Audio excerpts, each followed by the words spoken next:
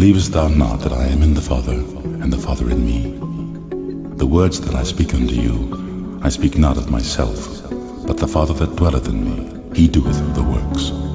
Believe me that I am in the Father, and the Father in me, or else believe me for the very works' sake.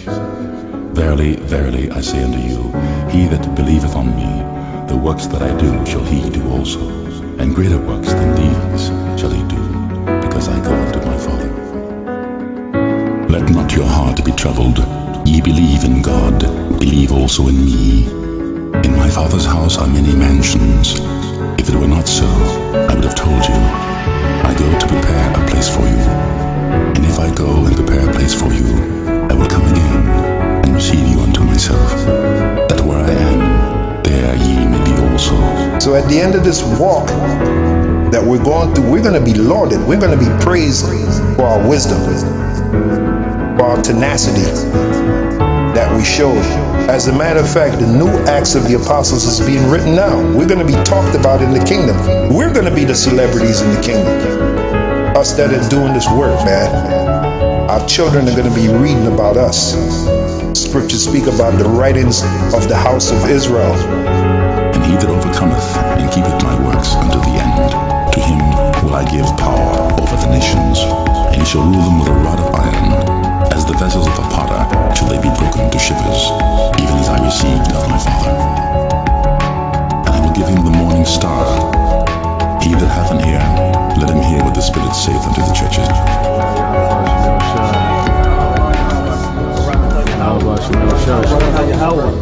Barak atha yahawashi, barak atha yahawah, barak atha yahawah, barak atha yahawashi.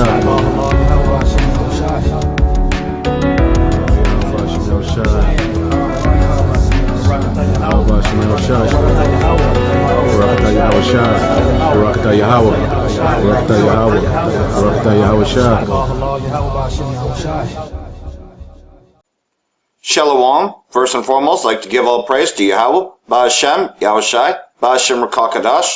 Double honors to the elders and apostles, a great millstone who teach this truth in sincerity, and a shout out to Yakim that's out there on the four quarters of the earth proclaiming this truth.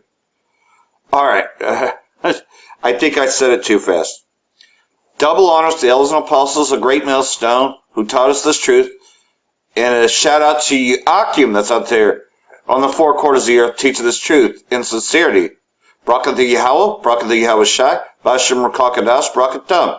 And also a shalom and a shout out to all the Yakim out there that put these lessons up yesterday, on the true meaning of Thanksgiving.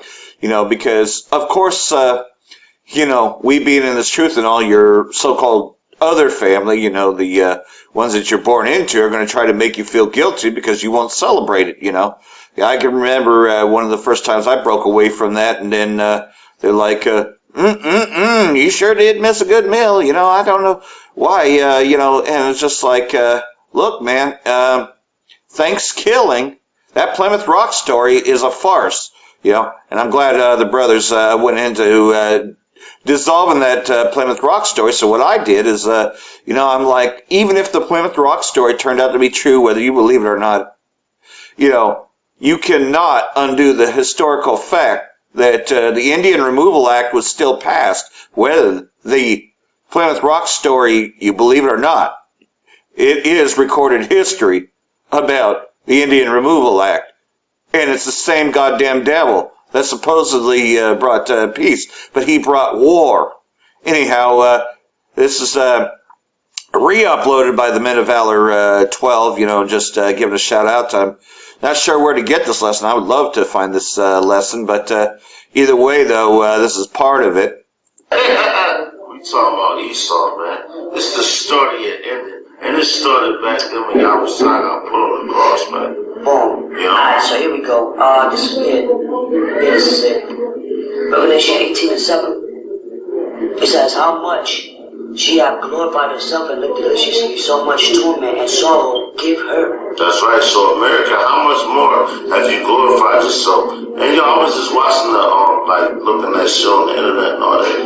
And motherfuckers really think this is the place to be.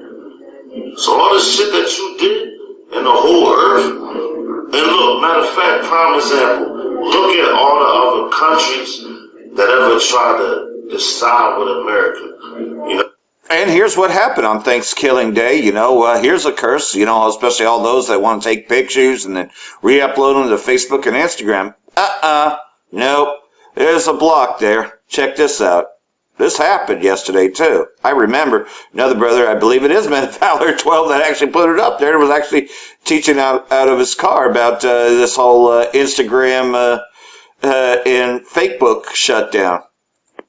It looks like the world's largest social media platform in Facebook is experiencing a major outage across the continental U.S. today on Thanksgiving, with thousands of reports of problems flooding in. Most Ty hates your ass. That report this problem, Down Detector showing pockets of disruption all across the place. This extends globally, and this affects more people than just Facebook users. This is affecting Facebook and Instagram users alike, both owned by the same company. We've talked about this before, but WhatsApp appears to be unaffected by this issue. So all three apps share the same underlying infrastructure, and sometimes there can be a cascading effect that can affect all these platforms, and it's one of the pitfalls when you have a monopoly put into place, so to speak, when you have one company come through and buy up all these platforms to control them. And it's never good, in my opinion, when this is beginning to happen. But this outage, not sure what caused it, but a lot of people not happy about it, wanting to know what went on. I'm not sure what caused it, but it looks like a lot of the areas that we're seeing issues are starting to see their services come back online. So that is the latest as of right now with this big-time Thanksgiving Day outage for these platforms. Follow me on Twitter, and also follow me on... And yet more uproars of the people, and you can best believe the U.S. is behind all of it. Check this journalist out, which if you are subscribed to Press TV as I am, you notice you're not getting your feeds, that you literally have to go to the Press TV page just to get these. The United States has a long history of destabilizing countries in South and Central America, staging coups, and I suspect that the Americans have been pouring a lot of money through various NGOs, democratic organizations or pseudo-democratic organizations, plus using its clout with the world, the IMF and other, international financial institutions, which largely are instruments of American policy.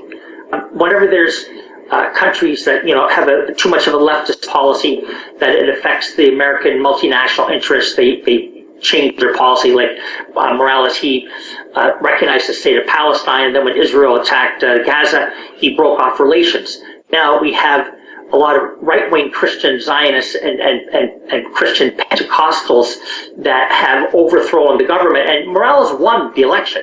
But because the police and the military were threatening violence, Morales actually did the sort of a courageous thing. He stepped down, even though he was the winner. But it most certainly is a coup. Morales won. Several of his leaders of the party stepped down, so they left the woman who I think had a position in the Senate, so she declared herself and assumed the position of the presidency. But they've gone after a lot of the leadership from Morales' party, and they're attacking people in the streets, particularly the indigenous people, because they are the majority of the population actually in Bolivia. And weren't we the indigenous people too? You see how everybody that ever sided with America to help take us down are now suffering the consequences? It's happening worldwide. They want regime changes, and they've been trying for years to get a regime change in Syria, but Russia stepped in, and that's what's going to continue to happen in the Valley Yahawashi, as all nations are getting gathered there to fight over this, to fight over the hegemony, the hammer of the whole earth. Babylon is now being cut asunder, and all these nations are beginning to cut ties with Babylon, and so they're trying to do regime changes here and there. And in this case, they did manage to do so. However, though, it's just, not going to last much longer. And you can best believe, you notice the word Christian Zionist, which we know that the so-called Christian, the Catholics, the false prophet system is Esau, Edom, and those joined unto it, which is the 2/3 joined unto it. And Zionist is another term for Amalek. So they're joined on to Esau, Amalek, and they're going to be destroyed with Esau, Amalek, one and the same, because this nuclear destruction will come in 1 hour, especially all those that still want to celebrate Thanksgiving, even though, I can't say enough, though, that, and a lot of other brothers always put up these videos, and I always look forward to them because, I'm not going to be partakers in Babylon and its wickedness, Have one more day here, and this is pretty much the last time I'll be on this computer, so just, it'd just be me either in a car if you see my face, or it'd just be me speaking over the cell phone, doing things like this. I do everything I can to stay in the mix, man. So anyhow, I'm going to switch over to Brother Malcolm, who actually broke and did a whole lesson on Plymouth Rock. Because again, the Plymouth Rock story that we've all been told about, that we've all heard about, we've been indoctrinated with, is a farce. That's not what Thanksgiving is about. Shalom. Call halal yahawah bahasham quadash. Double honors unto the apostles and the elders. Salutations to all my fellow laborers doing this work in truth and sincerity, risking their lives and their freedom to do so now more so than ever. To the scattered, hopefully elect that are scattered among the heathen nations around the four corners of the earth, many being like the heathen nations being like unto the speckled bird. To the yahawah that are listening and learning, to you I say shalom. This is your brother Malcolm coming at you with a quick history lesson. Actually, I recant that statement. This may end up being a couple parts, but being that today is actually Thanksgiving, it's like I call it. This couldn't be a more fitting time to bring this history out, and I'm gonna start doing more historical lessons on this channel, because I pretty much washed my hands of the Maccabean spirit. They said that channel has a life of its own now. May it continue to edify, teach, break down the lies of E, and all the lies have been established. But I'm going to start the scripture with Jeremiah 50 and 33, and it reads, "Thus saith Yahawah of hosts, the armies," because Israel are the armies of the Lord, "the children of Israel," which is speaking about the northern kingdom, so-called Hispanics and Native Americans, all right, "and the children of Judah," the so-called Negroes, "were oppressed together, and all that took them captives held them fast. They refused to let them go." Steal the land, kill the people, it's Thanksgiving. Then you turn around and you sell the so-called Negro slaves, it's Black Friday. It's funny how those two things are married together, just like it is in Scripture. American schools generally teach a conventional story about the meeting of pilgrims and Indians that finished with an amazing dinner. The end. But there's more to the tale. This video will explain the events around the first Thanksgiving and how it's not the image ingrained in tradition. At the start of the 17th century, southern New England was home to a variety of busy communities within several confederations. These were the people of the first light, and they called their home the Dawnland. Political leaders were known as sachems and had been trading with Europeans for over 100 years before the Pilgrims. Relations soured only after deceitful Europeans kidnapped locals to sell as slaves. Permanent European settlement was impossible due to the already high population of native occupants. But in 1616, tradesmen introduced a disease to the Dawnland, whose inhabitants died in droves from a lack of immunity. In 3 years, up to 90% were wiped out in several confederations, including the Wampanoag. Their head sachem, Massasoit, was aware of how close they were to being subjugated by their unafflicted enemy, the Narragansett. He was... Now, with that in mind, you have to understand that what E wanted was the land, and he declared war on these people. And he didn't come. They didn't come and say, "We're at war with you. We want this land." They came and they used deceit. All right, just like it says in matter of fact, let me just get it. me just get it. Apocrypha's behind me.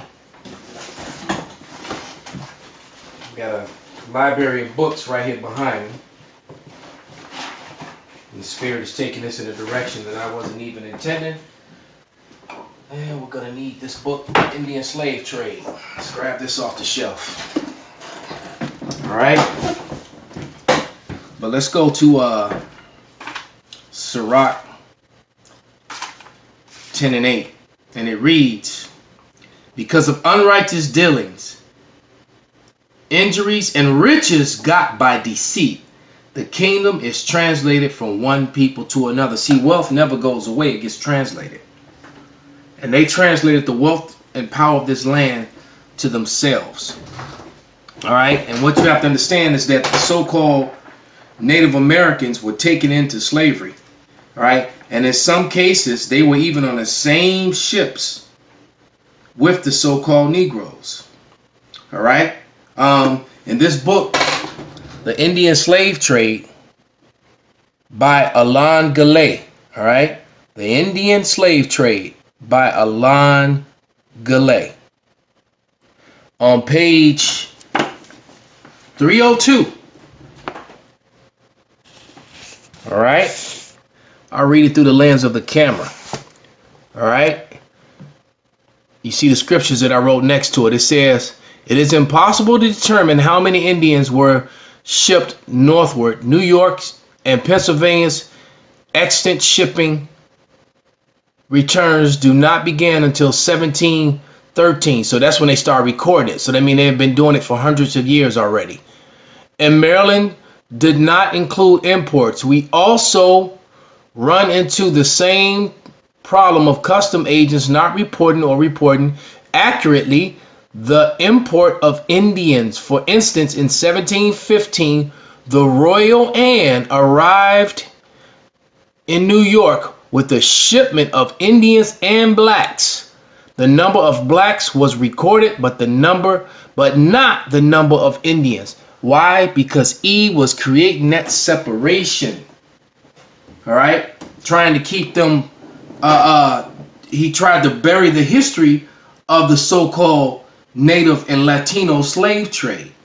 Remember when Columbus came, all right? Because there's a video of this guy here. This is an Uncivil History, his channel, okay? And he has good information, and some of his information is on point, but the connection between the so-called Latinos and natives and the Negroes is that part they leave out, because he is just a liar, and they don't want to admit that truth of that history. That's why I'm giving it to you. All right. But the slave trade that started soon is Cristobal Colon, aka Christopher Columbus, set foot down. They started carting the northern kingdom back to Seville, Spain. Seville, Spain became the reverse slave capital of the world. As a matter of fact, that information is in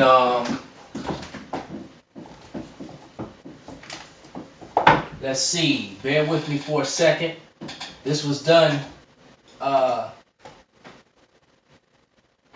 through the Spirit, kind of here we go. I believe that's in this book, if I'm not mistaken, Black Indians by Lorenz Cat. Right? Look like Danny Glover and Pharrell right there. But Black Indians by Lorenz Katz. All right. Because there is a such thing. As a matter of fact, that's exactly what they were. But if I'm not mistaken, it's in this book where it mentions how Seville, Spain became the reverse slave capital of the earth. This is also showing you too how Judah and Reuben mix, and that's where you get your Black Seminole Indians, all right, which actually defeated Jackson's armies to the point to where Jackson went to make treaties with them because he kept sending E down there, and we kept smashing on them and eliminating them. I'm trying to find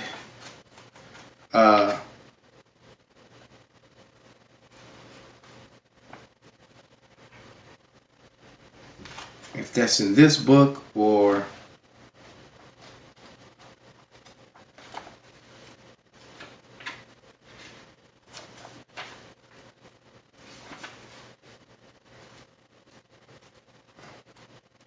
actually, it may not be in this one. I'm looking. Oh, actually, yeah, maybe it is. Hold on.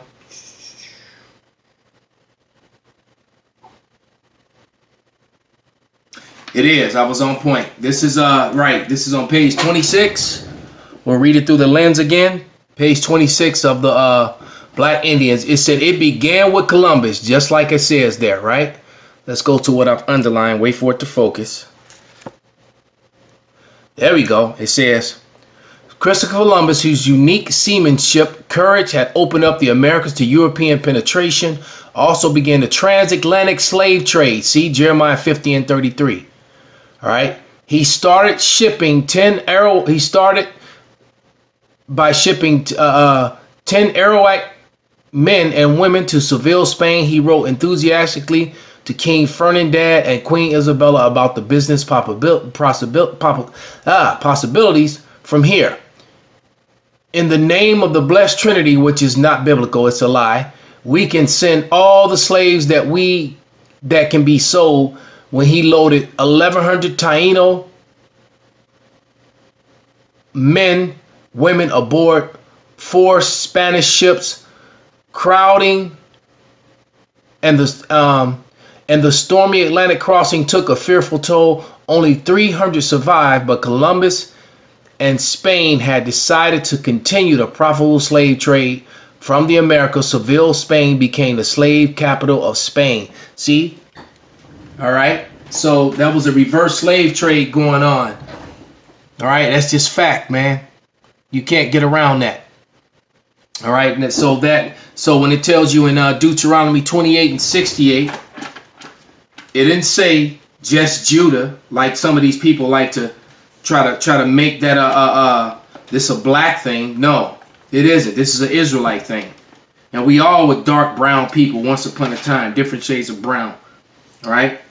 Through mixing and being scattered, we all are different now. This is in different captivities.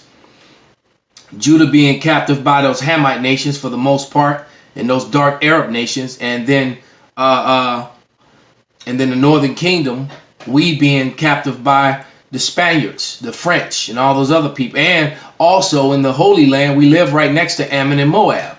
Hence the reason why so many Northern Kingdom have those eyes that almost look like so-called Asians. We were mixing and mingling with Ammon and Moab in the ancient world. All right. This is Deuteronomy 28:68. This says, Yahawah, and Yahawah shall bring thee into Egypt again, slavery again, bondage again, with ships by the way wherefore I spake unto thee, thou shalt see it no more again. And there ye shall be sold unto your enemies for bondmen and bondwomen, and no man shall buy you. All right? Meaning no man shall redeem you. That's what the word buy there means. Not physically, not buy you as purchase you. No man shall redeem you. You got to look up the meaning of words, man. So we weren't redeemed out of this, and we're still not. Let's let a little bit more play. He was determined to save his people from such a fate. This was the political world the Pilgrims were about to enter. The Pilgrims were not called Pilgrims by their contemporaries. They were known as Separatists, a branch of the English Puritans. King James hated Puritans and began persecuting them in 1604. Now let's stop right there. Stop right there. This is a book called The Negro Question.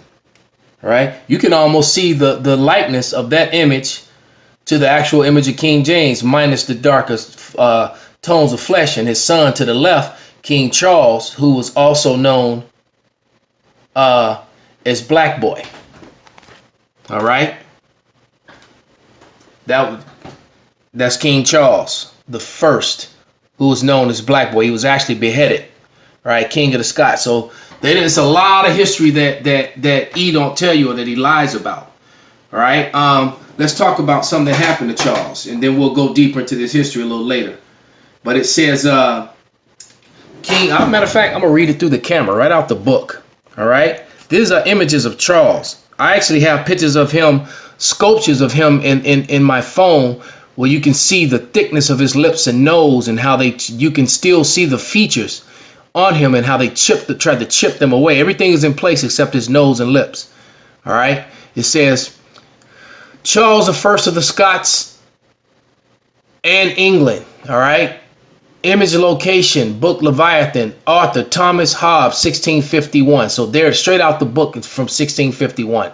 King Charles I had an unlucky distinction of having his head cut off by the English Edomites, the whites, subject in his realm. King Charles I wasn't the only one to suffer this indignation. When the English overran the country and hung and decapitated the men, raped the women, burned the citizens at stakes, dashed children against stones, this is a bit of history that is not taught nor reported in the annals of world history. And that is so true, because this is when Cromwell began to take over, and E began to take over Europe, Scotland, Ireland, and that's why they are in those places today, referring to themselves as such. All right, here's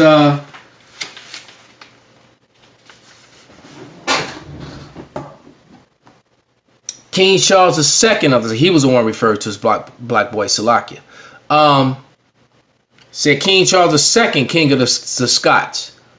All right, location, image, rosterliveware.com. The son of King Charles I, whose nickname was Black Boy, the King of England, Wales, France, Scotland, Hibernia, Spain, and Ireland. All right, he united those kingdoms. That's what the real UK was united by, so-called Negroes, man. All right. Here's a book that I want to get my hands on. It says, I suggest that you read one of these books to get a better feel of what happened to the Irish and Scots and Brits during the terror of Oliver Cromwell. This is when they were getting rid of the Jake and putting all the Edomites in a position of power. Okay. It says the image is an actual eyewitness to the account of the Black Charles I, the first king of Scotland, who was being prepared to be beheaded by the English. I did everything in my power to try and pull this image off the canvas to show you the king's face, but I couldn't. This is all I could get. And there it is, man. You can see the canvas, the images. He took the pictures of the actual history. The beheading of Charles I from Solemn League, image of Scottish King Charles from the Patrick Little Oliver's Cromwell's in perspective. So Cromwell, basically this began the whitewashing of history. All right, because they had to make themselves the Anglo-Saxons and the Jews and that whole sort of thing, and that's where all those lies came from. Okay, here's some more proof that I read from this particular book, Professor Boyd Dawkins. I'll just read this one thing. Matter of fact, I'll just read some of the images off this page, these pages. This is pages 3 and 4 in the book, and I'll read them through the lens of the camera. All right. It says, Professor, these are hold on, let me just read the other part first. It says the Negro question part 4, the missing link, has the answer to make both sciences come together in a perfect harmonious marriage. Neither of the two sciences possesses the link to bring cohesiveness to their respective fields. The secret lies in the past, in the writings of Professor Boyd Dawkins, in the Edict of Oliver Cromwell, in Ancient Artifacts, and in the essay of Benjamin Franklin. So like I always read Psalms 85 and 11 about how the earth brought spring forth truth, man. And the relics that I've shown you are proving what I'm saying is true. They just didn't present these things. But here you go. These are some of the writings from those books, from that information. It says, Professor Winchell Alexander, Our Remote Ancestry, 1815 to 1900, a collective journals. And this is what he wrote. These short men came from Atlantis, northern Africa, and they overran Europe, and they were known as Britons. All right, he's off with the whole Atlantean thing, but they did. Rome fell, and Jake, the southern kingdom, Israelites, so-called black people, took over. Roman historic tactic is the origin of black Britons. The Iberians are black people with curly hair And then it gives you the information. Anthological Review Society, London, Volume 8. So that's there. All you have to do is get this Anthological Review Society of London, Volume 8. Joseph Riston, Annals of Cauldron, Picts, and Scots, Volume 2, pages 7 and 27. The Picts, Brits are brown complexion with curly hair. Ivan Sertima's Africa Presence in Early Europe. I actually have that book. Page 225. The Britons look like Ethiopians. Yes, they did. Like the scripture says. There's no difference. Matter of fact, let's get that. I got Amos 9-7 written there. And we'll finish there for today. Because there may have to be a part 2 to this. Because I'm hot now. This is Amos. Let's go to the book of Amos real quick.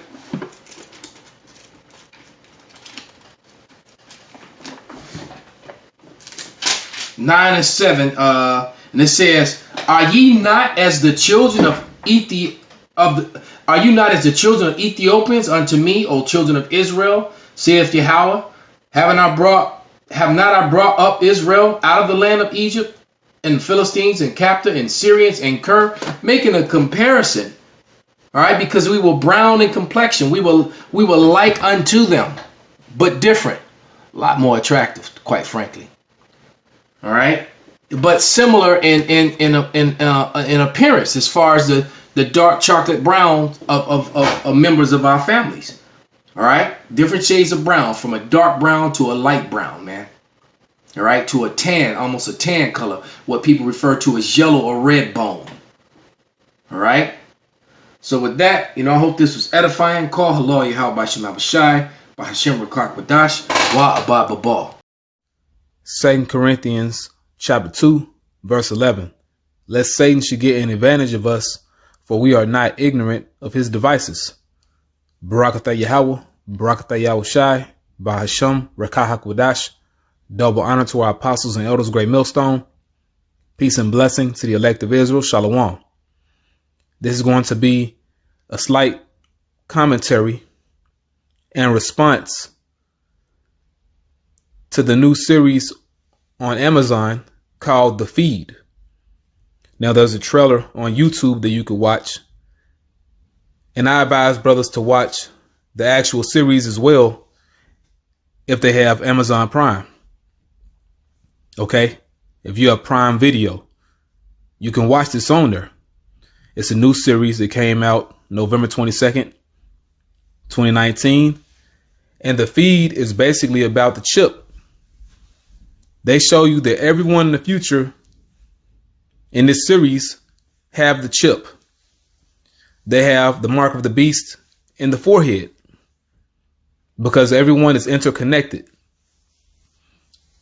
They can read each other's thoughts, share similar interests, see what each other is about. If the other person has a chip, if someone has a chip, you can look into their mind, see their likes, their dislikes, what they're all about, their profile.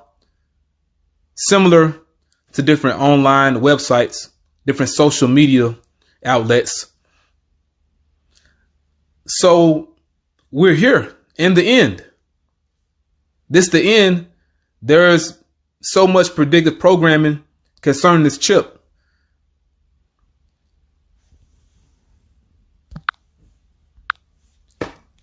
Second Corinthians chapter 2, verse 11.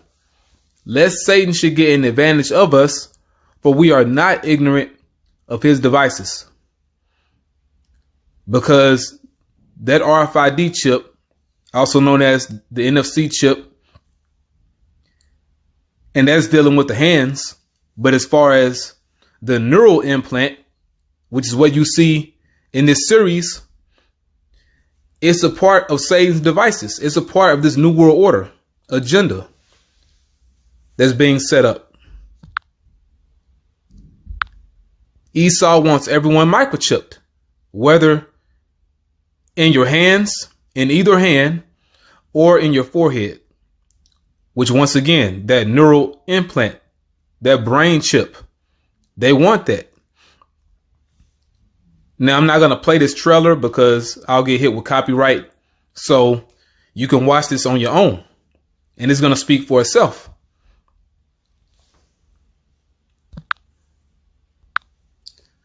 But I have an article for you that I can read. This is on Thrillist.com under entertainment. Amazon's new sci-fi series, The Feed, predicts a bleak and terrifying technological future. And this is what they want. Hey, man, there's so much, media coverage on this and them just bringing it out by way of their entertainment. You had that movie Upgrade that came out not too long ago. Now you have that series Black Mirror on Netflix. They show in many different episodes, different people have a chip. A mother, she gets her daughter implanted with the chip so she can track her everywhere. And they had another episode where everyone in the future had the chip. You have that movie, The Final Cut, starring Robin Williams. And that goes back to I want to say 2004 or maybe another year. But watch that movie. Everyone had the chip in their brain in that movie. It's called The Final Cut. And there's many other movies, man. I mean, damn. It's like, how much proof do you need? But Esau is showing you he's bringing this bleak and terrifying technological future. So I'm going to read a little bit of this. Now, through process of time, if I can rush through it, I'll read it all. And it's put up by Aaron Pruner. Okay, published on November 22nd, 2019. And that's when this series came out.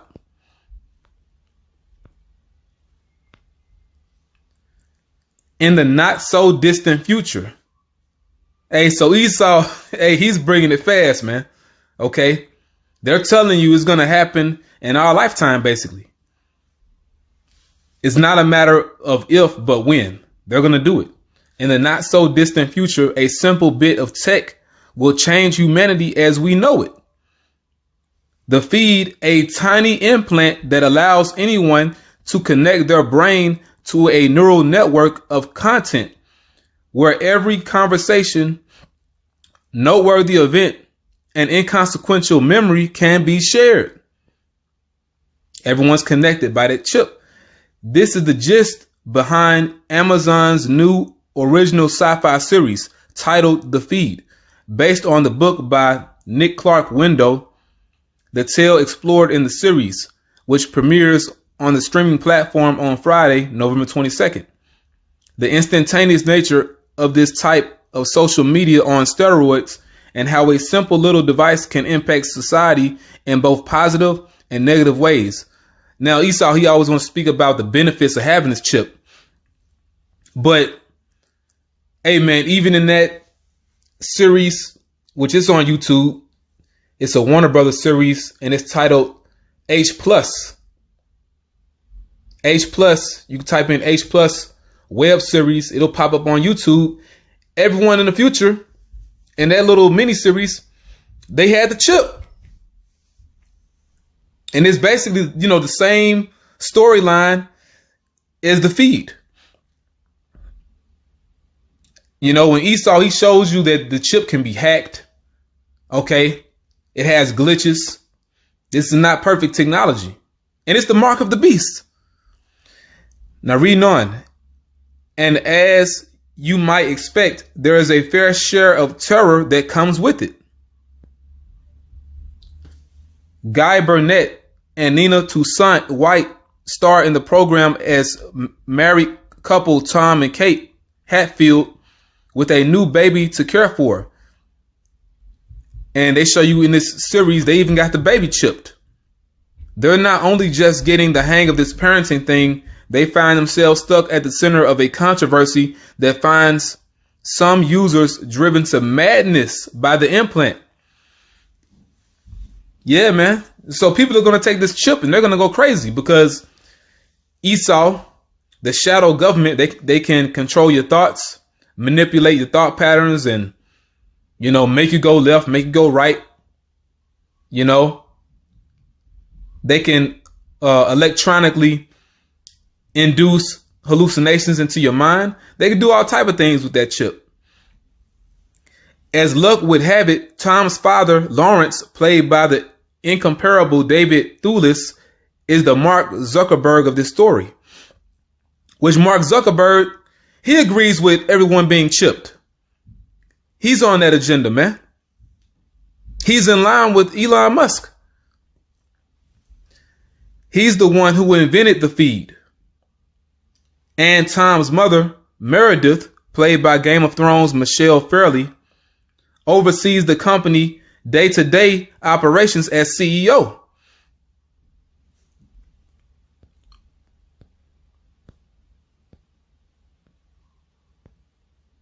The underlying plot that drives Tom's mission to stop his father's tech before it destroys humanity completely is the deeply profound need to keep his family off the grid. We mean the feed. So Esau's warning you not to take the chip himself. He's warning you. He's telling you that this mark of the beast system is the end of humanity. You know, as a matter of fact, the word mark, it goes back to the Hebrew character atha, which is the last character in the Hebrew alphabet, and it means the end. Well, it is the end. You know, it's the last character. You know, so you have the atha. Well, it goes to the word yahawah, which means mark, but it's the last character, so it represents the end, man. That mark of the beast is the end of this system. Okay. Right, so they're speaking about keeping everyone off the grid. We mean the feed, and protect his infant daughter no matter the cost. You know, so they have it as an entertaining series, but the point is, man, they're pushing this chip heavy, and there's no saving you if you get that mark of the beast, man. Okay. You can't protect your infant daughter. You can't protect yourself. If you or your family take that chip, that's it for you. And for first-time showrunner and long-time writer on AMC's The Walking Dead, Shannon Powell, that basic survival instinct, as she explains to Thrillist, was at the core of her decision to bring the program to life in the first place. Right. Hey, so check this out. The same woman that wrote the Walking Dead, everyone knows about The Walking Dead, that series. She made this series here, basically. You know, she helped produce it, and she's behind it, man. She helped produce and direct this thing, The Feed. Okay? So she's in the know. She's in the know. Let's read some more of this, all right? My agent sent me the synopsis of what the book was about and a sizzle reel of what they sort of wanted the feel of the show to be. And I just really gravitated more toward it, she said, before adding, I was also pregnant at the time with my second.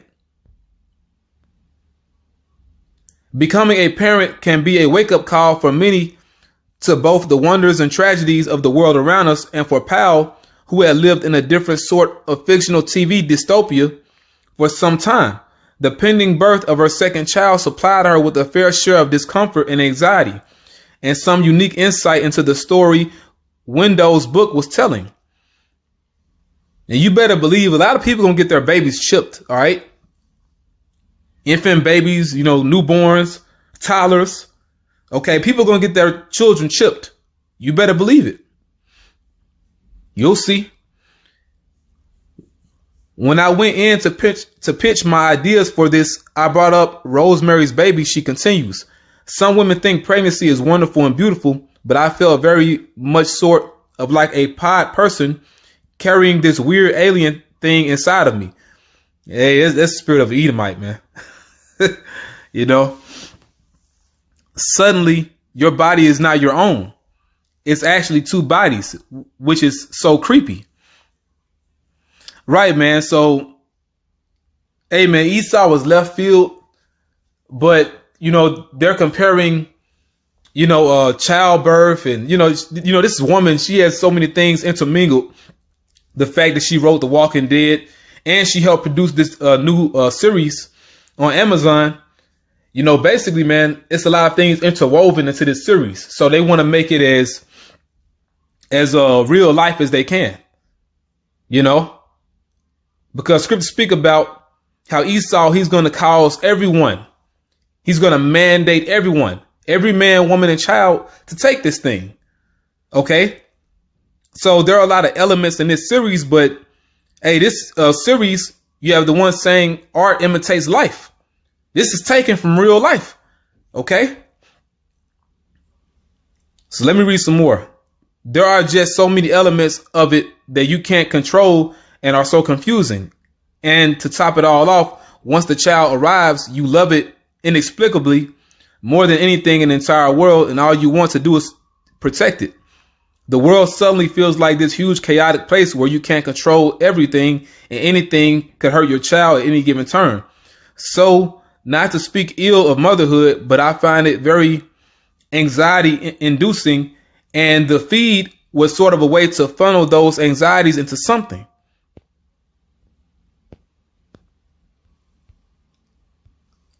All right, these are the some of the characters here, the married couple we were speaking about earlier. Okay, they are the ones that, had that infant daughter. Okay. And they got their, baby chipped. So everything just leads me here to this passage that Amos wrote, as a lot of people are still caught in Christianity and still desire the day of the Lord, and will still celebrate these wicked holidays with Esau, Edom, the enemy of Yahawah, bahasham, yahawashi, and the enemy of Yashala, but yet our people are likened unto our enemies. So, this is for all of them, that want to deal with stretch Christianity and believe that sweet Jesus, Caesar Borgia, is going to come down, and everybody else is going to go and be tormented for 7 years, but they're gonna escape with sweet Jesus, the rapture and all that bullshit that you were indoctrinated with. This is for you. Woe unto you that desire the day of the Lord, for what is it for you? The day of the Lord is darkness and not light. That's right, because nuclear missiles are going to be hitting this place, and them chariots are also going to be destroying this place. As if a man did flee from a lion, and a bear met him, or went into his house and leaned his hand on the wall, and a serpent bit him. Shall not the day of the Lord be darkness and not light, and even very dark and no brightness in it? That's right, man, because when everything rolls up like a scroll, as also described in Revelation chapter 6, that's just it. The Most High has had it with you 2/3, and he's had it with all you fucking demons out there, all you fucking heathen, man, that fucking delighted in our downfall. Well, you can see what's happening to your countries. This same devil's come down having great wrath against you too, all you that partaken in it, that had everything to do with this. I despise your feast days, and I will not smell in your solemn assemblies. So fuck all of you that fucking celebrated Thanksgiving. You deserve to fucking die. The Most High hates your ass. Though you offered me burnt offerings, yeah, you ate fucking pork and everything else that the Most High hates. You deserve to die. And your meat offerings, I will not accept them. Neither will I regard the peace offerings of your fat beasts. So he's saying fuck all of you, You can't offer anything to me because you are like unto my enemy, Esau. Take thou away from me the noise of thy songs, for I will not hear their melody of thy viols. You fucking sing those goddamn fucking Christmas carols and all that fucking bullshit. Most High fucking hates you, man. And yeah, again, you deserve to die with them. But let judgment run down as waters, and righteousness as a mighty stream. Have you offered me sacrifices and offerings in the wilderness 40 years, O house of Yashala? Most High is tired of you 2/3 being likened unto Esau. You want to join in with your enemy that fucking takes you down, but you don't want to hear the prophets on the streets. Well, need I say more? But you have borne the tabernacle of your Moloch, and Chon, your images, the star of your guard, which you have made to yourselves. That's right. You celebrate the God you want to worship, which is Esau. Esau is your God. Satan is your God. Therefore will I cause you to go into the captivity beyond Damascus, saith the Lord, whose name is the God of hosts. That's right, man. And you can see that captivity's come to Damascus and Syria. It's always in the news. And yet you're still joined unto this devil. You're going to fight his fucking wars. And you're going to fucking die. So, anyhow, yeah, I was ranting and raving just a little bit. But it needed to be said, though. I despise these fucking feast days. I fucking hate these goddamn decorations. And a lot of people are going to fucking go spend money that they don't fucking have. For goddamn fucking Black Friday, which used to be when we were auctioning on the blocks. You fucking piece of shit. Nah, man, fuck all of you. And I hope that the heathen and the two-thirds do hear this, You fucking deserve to die like an Edomite. Shalom, brakatham, Jehovah elect, and, call halal, yahawah, bahasham, yahawashi, and everything else, wa abab abal. Brakatham, Jehovah elect. Shalom.